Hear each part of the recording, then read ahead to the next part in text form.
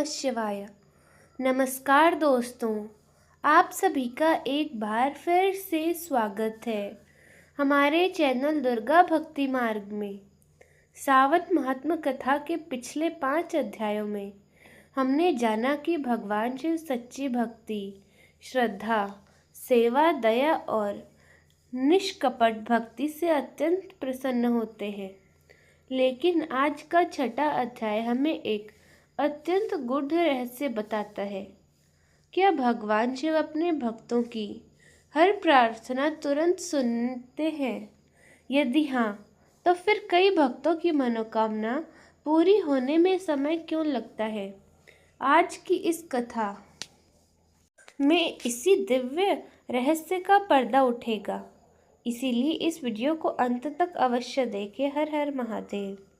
नैमिषारण्य में बैठे 88,000 ऋषियों ने श्री सूत जी महाराज से कहा, हे महात्मन, आपने भगवान शिव की करुणा का अद्भुत वर्णन किया। अब हमें यह बताइए कि भगवान अपने भक्तों की परीक्षा क्यों लेते हैं? श्री सूत जी बोले, हे मुनियों, यह प्रश्न एक बार माता पार्वती ने भी भगवान शिव से पूछा था। तब महादेव ने एक दिव्य कथा सुनाई थी। माता पार्वती ने एक बार भगवान शिव से पूछा, हे नाथ, कई भक्त वर्षों तक आपकी पूजा आराधना करते हैं, फिर भी उन्हें कष्टों का सामना करना पड़ता है, ऐसा क्यों? भगवान शिव मुस्कुराए और बोले, हे देवी, मैं कभी अपने भक्तों को त्यागता नहीं। कभी कभी परीक्षा उनके विश्वास को और अधिक मजबूत बनाने के लिए होती है। सुनो, मैं तुम्हें अपने भक्त नीलकंठ की कथा सुनाता हूँ। एक छोटे से गांव में नीलकंठ नाम का एक गरीब ब्राह्मण रहता था। उसका जीवन अत्यंत सादा था। हर दिन प्रातःकाल उठकर नदी में स्नान करता, जंगल से बिल्व पत्र लाता और शिवलिंग पर अभिषेक करता था। उसके मुख से हर समय केवल एक ही मंत्र निकलता, ओम नमः शिवाय। कुछ समय बाद उनके गांव में भयंकर सूखा पड़ गया। कुएं सूख रहे थे, नदियां भी सूख रही थी, फसलें नष्ट हो रही थी, लोग गांव छोड़कर जा रहे थे। लेकिन नीलकंठ ने भगवान शिव की पूजा करनी नहीं छोड़ी।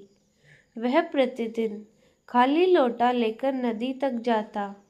जहाँ थोड़ा सा जल मिलता, उसी से शिवलिंग का अभिषेक कर देता था। गांव वाले कहते, तुम्हारी पूजा का क्या लाभ है? भगवान ने तुम्हारी कोई सहायता नहीं करी।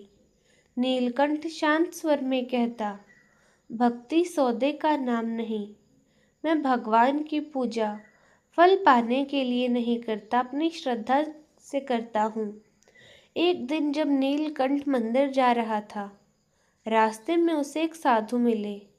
वे अत्यंत थके हुए थे। उन्होंने कहा, वत्स, मुझे बहुत प्यास लगी है। नीलकंठ के पास केवल वही जल था जो वह भगवान शिव को चढ़ाने जा रहा था। क्षण भर के लिए वह सोच में पड़ गया। फिर उसने बिना किसी संकोच के पूरा जल साधु को पिला दिया और बोला, यदि भगवान सचमुच मेरे हृदय में है तो उन्हें यह सेवा अवश्य प्रिय होगी। वह खाली लोटा लेकर मंदिर पहुंचा। उसकी आंखों से आंसू बहने लगे। उसने हाथ जोड़कर कहा, हे भोलेनाथ, आज मैं आपको जल नहीं चढ़ा सकता। यदि मुझसे कोई भूल हुई हो तो कृपया मुझे क्षमा करें। उस समय मंदिर में तेज प्रकाश फैल गया। घंटियां अपने आप बजने लगी। पूरा वातावरण ओम नमः शिवाय के दिव्य स्वर से गूंज उठा। अचानक शिवलिंग से एक दिव्य प्रकाश निकल पड़ा। भगवान शिव और माता पार्वती वहां प्रकट हुए। नीलकंठ बहुत भावुक होकर उनके चरणों में गिर पड़ा। भगवान शिव बोले, वत्स, आज तुमने मुझे सबसे प्रिय अभिषेक किया है। नीलकंठ ने आश्चर्य से पूछा, प्रभु, आज तो मैंने आपको जल नहीं चढ़ाया। भगवान शिव बोले, जिस साधु को तुमने जल पिलाया वह मैं ही था। भूखे और प्यासे की सेवा ही मेरी सबसे बड़ी पूजा है। भगवान शिव बोले, वत्स, आज से तुम्हारे जीवन के सभी कष्ट दूर हो जाएंगे। तुम्हारे घर में कभी किसी चीज की कमी नहीं होगी। उन्होंने आगे कहा, जो भक्त बिना किसी स्वार्थ के दूसरों की सेवा करता है, उसकी हर मनोकामना मैं स्वयं पूरी करता हूँ। अगले ही दिन आकाश में काले बादल छा गए। तेज वर्षा हुई, सूखी धरती हरी हो गई। गांव के लोग समझ गए कि यह भगवान शिव की ही कृपा है। उन्होंने भी सेवा, दया और सच्ची भक्ति का मार्ग अपना लिया। भगवान शिव माता पार्वती से बोले, हे पार्वती, सावन माह में केवल पूजा नहीं बल्कि ये कार्य अवश्य करें, जैसे प्रतिदिन ओम नमः शिवाय का जाप, शिवलिंग पर जल और बिल्वपत्र अर्पित करना, गरीबों और ज़रूरतमंदों की सहायता करना, गौ सेवा और पशु पक्षियों को अन्न जल देना, पेड़ लगाना और पेड़ों की सेवा करना, माता पिता और गुरु का सम्मान करना, क्रोध, लोभ और अहंकार को त्याग देना। जो ऐसा करता है वही मेरा परम भक्त कहलाता है। श्री सूत जी बोले, हे ऋषियों, भगवान शिव कभी अपने भक्तों को अकेला नहीं छोड़ते। उनकी कृपा सही समय पर अवश्य मिलती है। हमें केवल धैर्य, विश्वास और निष्काम भक्ति बनाए रखनी चाहिए। याद रखिए, सच्ची भक्ति वही है जिसमें सेवा, दया और समर्पण हो।